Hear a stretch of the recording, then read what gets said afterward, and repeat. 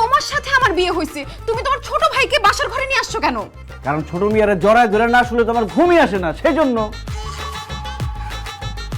দেখো, এতদিন তোমার বউ ছিল না, এর জন্য তুমি ছোট মেয়েকে জড়ায় ধরে ঘুমাইছো। এখন তো তোমার বউ আছে, তুমি আমাকে জড়ায় ধরে ঘুমাবা। বড় মিয়ার না হয় বউ আছে, সে বউকে জড়ায় ধরে ঘুমাবে, কিন্তু আমার তো বউ নাই, আমি কাকে জড়ায় ধরে ঘুমাবো? তুমি কোল বালিশ জড়ায় ধরে ঘুমাও, যাও।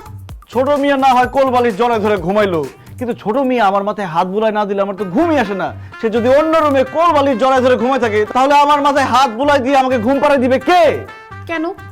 আমি তোমার বউ আছি না, আমি তোমাকে মাথায় হাত বুলায় দিয়ে তোমাকে ঘুম পাড়ায় দিব।